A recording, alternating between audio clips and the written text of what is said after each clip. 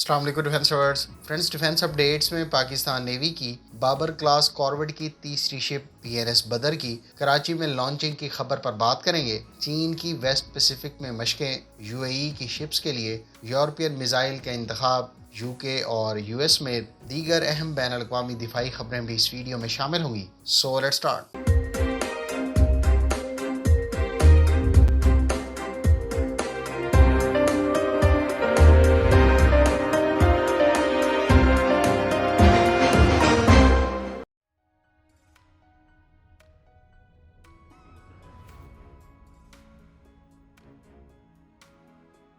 پاک بحریہ کے Milgem class corvette P N S Badr کی لانچنگ تقریب Karachi ship yard and engineering works میں آج منعقد ہوئی۔ نئی لانچ کی جانے والی شپ پر anti submarine warfare, anti air warfare اور اینٹی شپ رول میں استعمال ہونے والے ویپنز نصب کیے جائیں گے۔ پاکستان نیوی کے لیے 4 ملجم کلاس کارویٹ جہازوں کی تعمیر کا معاہدہ پاکستان اور ترکی کے درمیان 2018 میں طے پایا تھا۔ معاہدے کے تحت 2 جہاز ترکی میں استنبول نیول شپ یارڈ جبکہ دیگر 2 ships Karachi ship yard and engineering works Pakistan میں تعمیر کیے جائیں گے۔ اس منصوبے کے سلسلے کا پہلا جہاز پی این ایس بابر اگست 2021 میں ترکی میں لانچ کیا گیا تھا۔ Chief of the naval staff admiral Muhammad Amjad Khan Niazi نے اپنے خطاب میں اس بات پر زور دیا کہ پاکستان کا جغرافیائی مقام اور موجودہ صورتحال میں بحری مفادات کے دفاع کے لیے ایک مضبوط بحریہ کی تعمیر کا متقاضی ہے۔ انہوں نے مزید کہا کہ ہمارے سمندری تجارتی راستوں اور وسیع خصوصی اقتصادی زونز یعنی ایکسکلوسیو اکنامک زونز کو مؤثر طریقے سے محفوظ کرنے کی ضرورت ہے، جبکہ نیول چیف نے اس بات پر بھی زور دیا کہ پاکستان نیوی کی ملجم کلاس شپس بحریہ کی آپریشنل ضروریات کو پورا کرنے میں اہم کردار ادا کریں گی۔ فرینڈز، اگر آپ پاک نیوی کی بابر کلاس کارویٹ کی تمام تر تفصیلات کے بارے میں جاننا چاہتے ہیں تو ڈیٹیل ویڈیو کا لنک آپ کو اینڈ سکرین پر مل جائے گا۔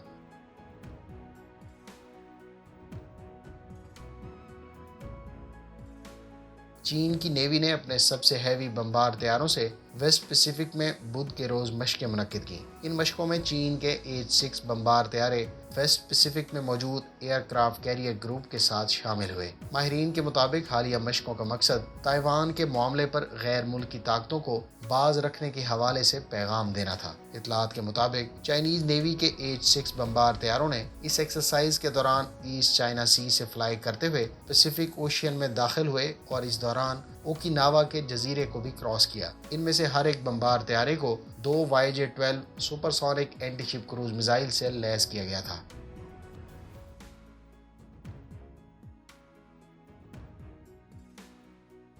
فرینڈز، اطلاعات کے مطابق متحدہ عرب امارات نے اپنی گوون کلاس کارویٹس کے لیے یورپین کنسورشیم MBDA کے تیار کردہ very long range MICA next generation surface to air missile system کا انتخاب کیا ہے۔ اس سے پہلے متحدہ عرب امارات اپنی ان کارویٹس کے لیے امریکی کمپنی ریتھیون کے تیار کردہ ایوالڈ سی اسپیرو میزائل منتخب کرنے کا منصوبہ رکھتا تھا۔ یاد رہے کہ فرانس کی نیول گروپ نے 13 مئی کو یو اے ای کے لیے دوسری گوون کلاس کارویٹ لانچ کی ہے۔ واضح رہے کہ 2800 ٹن ڈسپلیسمنٹ کے ساتھ اس شپ کی لمبائی 102 میٹر اور سپیڈ 25 ناٹس ہے۔ یہ 21 دن تک کی انڈیورنس اور 10 ٹن کے ہیلی کاپٹر کے لیے ڈیک رکھتی ہے۔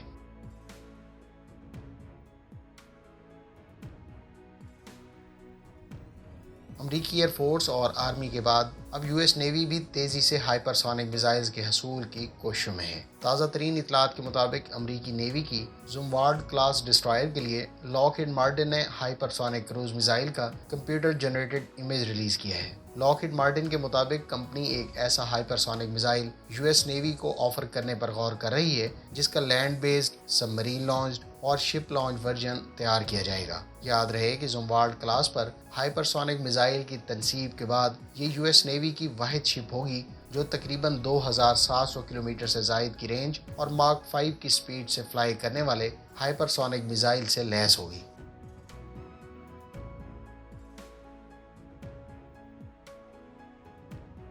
اسرائیل کے ایک اخبار ٹائمز آف اسرائیل نے جمعرات کو کہا ہے کہ اسرائیلی وزیر دفاع بینی گینٹس اور امریکی قومی سلامتی کے مشیر جیک سلیوان کے درمیان وائٹ ہاؤس میں ہونے والی ملاقات میں بنیادی طور پر ایران کے جوہری پروگرام میں پیش رفت پر توجہ مرکوز کی گئی۔ یہ ملاقات ایک ایسے وقت میں ہوئی ہے جب دوسری طرف ایران اور عالمی طاقتوں کے درمیان ویانا میں ہونے والے مذاکرات تعطل کا شکار ہیں۔ اخبار نے ملاقات کے منٹس کا حوالہ دیتے ہوئے کہا ہے کہ دونوں فریقوں نے خطے میں تہران کی جانب سے سرگرمیوں پر بھی تبادلہ خیال کیا۔ میٹنگ میں اسرائیلی وزیر دفاع نے اسرائیل کے امریکہ کے ساتھ بہترین دفاعی تعاون کی طرف توجہ دلواتے ہوئے کہا کہ دونوں ملکوں کو مل کر کام کرنے اور مستقبل کے کسی بھی منظرنامے کے لیے خود کو تیار کرنے کی ضرورت ہے۔ اسرائیلی میڈیا نے اب سے چند دن پہلے اطلاع دی تھی کہ امریکہ اور اسرائیل دونوں اس ماہ مشترکہ مشقیں شروع کریں گے۔ یہ مشقیں ایران کے جوہری پروگرام کو روکنے کے لیے جوہری تنصیبات پر حملوں کے تناظر میں کی جا رہی ہیں۔ ٹائمز آف اسرائیل کے مطابق رپورٹ کے مطابق امریکی فضائیہ ایک اضافی فورس کے طور پر کام کرے گی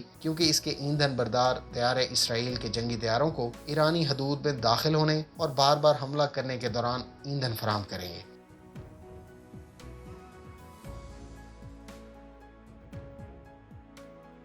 اردن کے شاہ عبداللہ دوم نے اپنے سوتیلے بھائی شہزادہ حمزہ کی نقل و حرکت، رہائش گاہ اور مواصلات پر پابندی عائد کرنے کا حکم جاری کیا ہے۔ واضح رہے کہ شہزادہ حمزہ بن الحسین نے مارچ میں خود سے شہزادے کے خطاب سے دستبردار ہونے کا اعلان کیا تھا۔ اردن کے تخت کے سابق وارث شہزادہ حمزہ پر گزشتہ سال غیر ملکی مہرے کی بنا پر ایک سازش کے ذریعے بادشاہت کو غیر مستحکم کرنے کا الزام لگایا گیا تھا۔ شاہ عبداللہ دوم اور حمزہ دونوں مرحوم شاہ حسین کے بیٹے ہیں، جبکہ شاہ حسین نے 1999 میں اپنی وفات سے قبل قریباً نصف صدی تک اردن پر حکومت کی تھی۔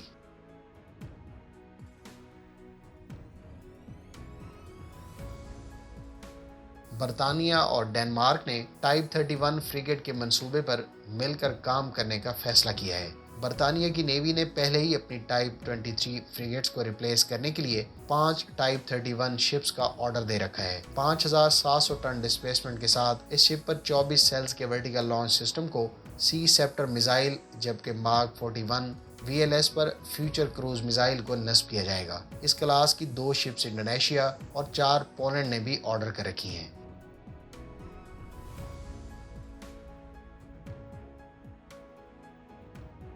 فرینڈز، برطانیہ نے 2019 میں ترکی پر لگائی جانے والی ڈیفنس ایکسپورٹ سے متعلق تمام تر پابندیوں کو مکمل طور پر ختم کرنے کا اعلان کیا ہے۔ دوسری جانب ترکی کی ترک ایروسپیس انڈسٹریز اور برطانیہ کی B A systems 5th generation aircraft TFX پر مل کر کام کرنے پر رضامند ہیں۔ ادھر ترکی نے برطانیہ کے Tempest next generation aircraft programme میں شمولیت کی خواہش بھی ظاہر کی ہے۔ فرینڈز، یہ تھیں آج کی ڈیفنس اپڈیٹس۔ امید ہے اس ویڈیو سے آپ کی معلومات میں اضافہ ہوگا۔ ملتے ہیں نیکسٹ ویڈیو کے ساتھ، اپنی دعاؤں میں یاد رکھیے گا۔ اللہ حافظ۔ پاکستان زندہ باد۔